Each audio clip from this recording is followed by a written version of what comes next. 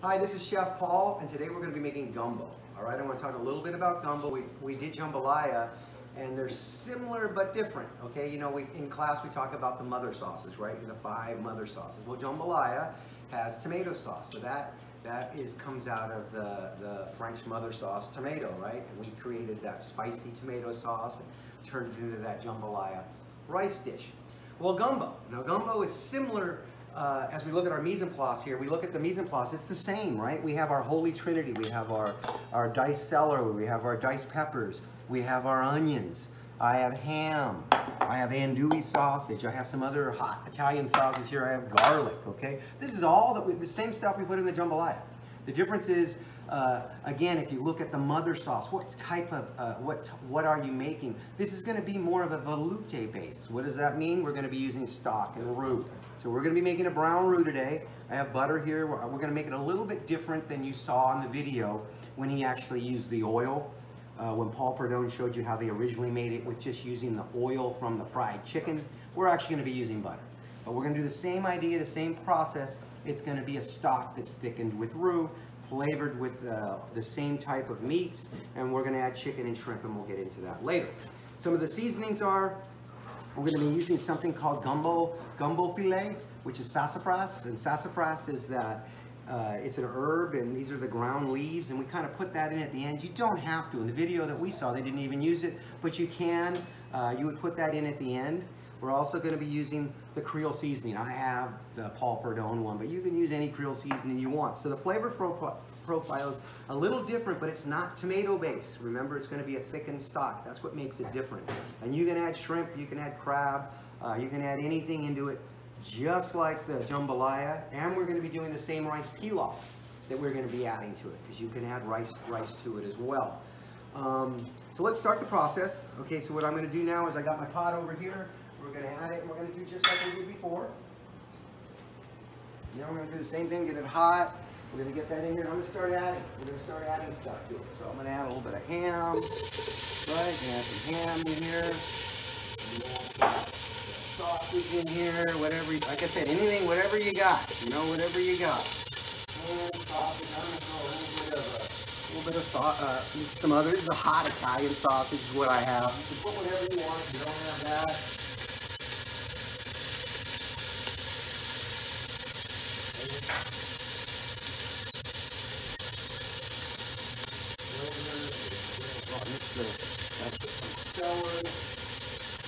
Celery in here. Here's some celery.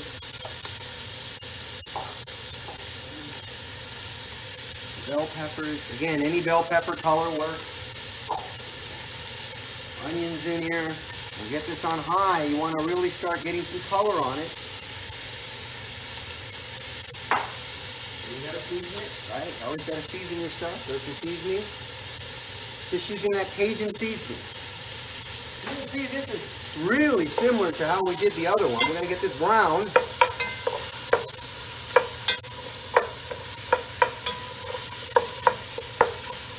We're going to let this cook, and we're going to check on it in about 5 minutes. Okay, you can see it's been about 5 minutes now. We're starting to get things cooked. I've seasoned it. I've added some stuff. It's very similar to the jambalaya. I'm going to let this go another minute or so, and then I'm going to go ahead and make our roux right in here with the butter and the flour, and we're going to go ahead and cook that. But I'm going to give it another minute. We're going to come back. We got it. You can see we got everything cooking here. Now you can make the roux on the side. I'm going to go ahead and make it right in here with the sausages and everything. So I'm going to go ahead and add butter. So we're going to add more butter to it because we got to make that roux. It just makes it easier. You can put it all inside. I'm going to melt this butter, right? And then I'm going to add the flour to it. You got all that, and you're going to see melt all this, get all that fat. All right, get that going. It's melting there, okay? And I'm going to go ahead and add the flour. We're going to go ahead and remember, just like we saw, this has got fat. We got both. We got butter and we got flour. Get this all mixed.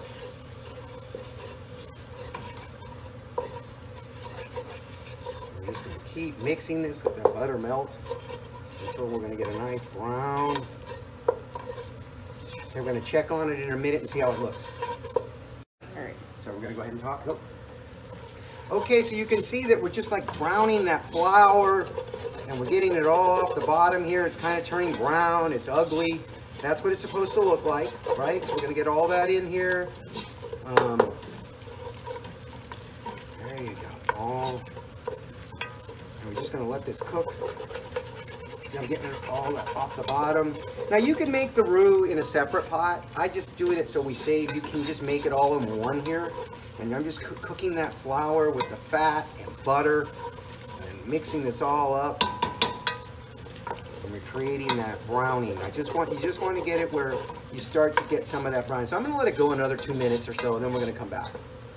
All right, so you can see we kind of browned it. We're getting everything off the bottom here. It's all, you cook the flour, you know, the sausage, all that fat is mixed in. So you got butter in here and fat from the sausage in that flour. Now I'm going to go ahead and I'm going to add a little tomato to mine. We don't need a lot, just a little bit. And that'll help get some of the stuff off the bottom there, creating this nice paste. That's exactly what we're trying to get, you know, just kind of get some of this out. There we go. Now look at that. Paste is really starting to come together, and you can see. So that's what we've created, this paste, right? And that's, well, it's like it's basically a roux. It's got a little tomato in it. It's got the Holy Trinity in here and all that sausage. So now what we're going to do is, as we're going here, we have our chicken stock over here.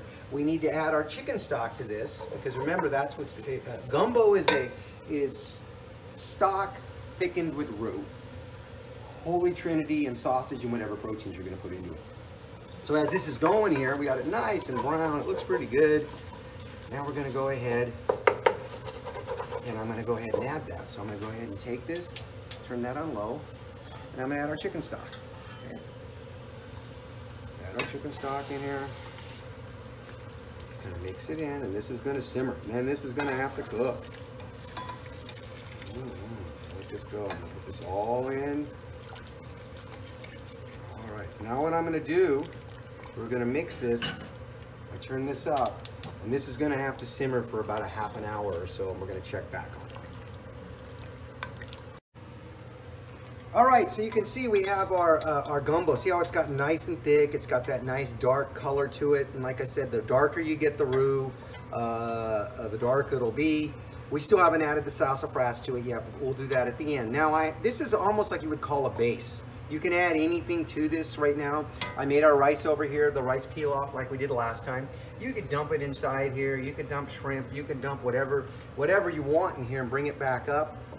I'm going to do this similar to how we did the jambalaya. Okay, so you have your gumbo base, just like we did the jambalaya base. This is basically, it was thickened stock with that roux.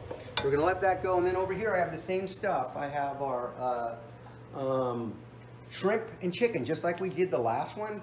So I'm going to go ahead and season them. You know, I'm just going to get some Cajun seasoning. Always make sure you season them up. I'm using chicken tenders. You know, you can use breasts, but breasts tend to be, if you don't get good breasts, they can be tough, and then you got to pound them, which we haven't gone over how to tenderize things. But if you get chicken tenders, you just cut them in little pieces, and for the most part, you don't have to do anything. You end up with a nice tender piece of chicken. So what I'm going to do right now is I got my pan nice and hot over here. I'm going to do just like we did the jambalaya. All right, we're going to get this nice and hot. Just make sure we get this hot. It needs to be nice and hot. Looks like we're there. We'll go ahead and start putting our chicken in. We'll go ahead and do this just like we did last time. You know, very, very similar.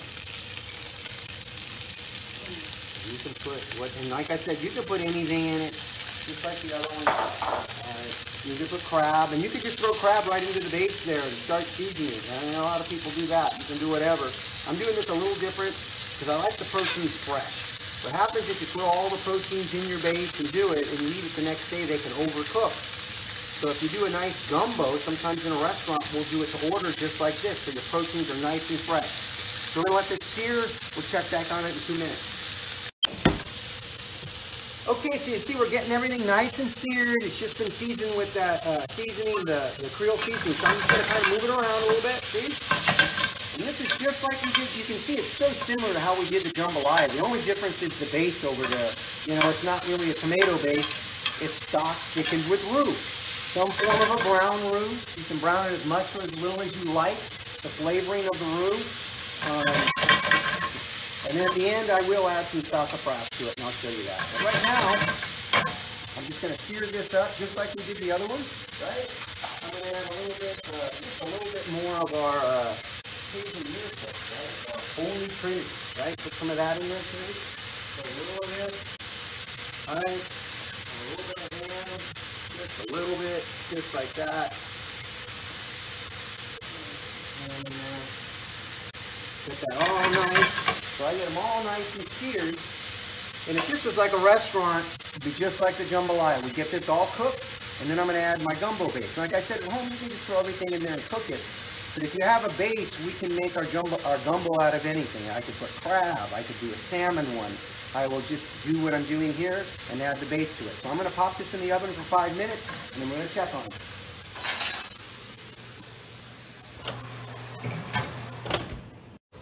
Okay, so it just came out of the oven. It's looking pretty good. You got it's nice and hot. See, just like we did the other one.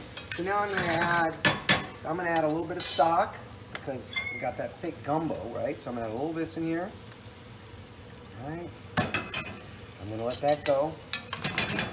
That looks good. And then what we're going to do is I'm going to add a little bit of the sassafras. Now you don't have to add sassafras or get it. This is traditionally you add a little bit of the sassafras powder to it.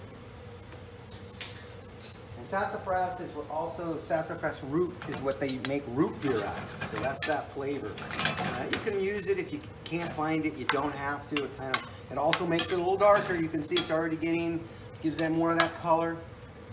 And again, you can put it directly into your base. So I'm gonna add some of this base to it now. Just gonna add some base, right?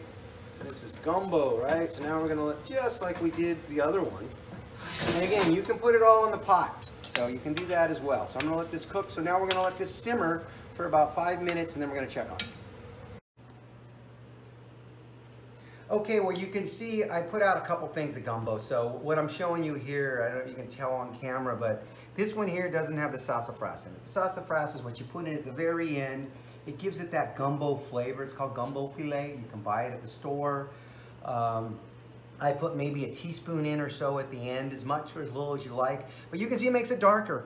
It right away, it adds flavor to the gumbo, and it does create it, and it brings it so it becomes a darker flavor. So this one right here is just gumbo, right? So you'd serve it like that, maybe rice on the side, and you normally serve it over rice. This one here, I just threw some rice on top of it.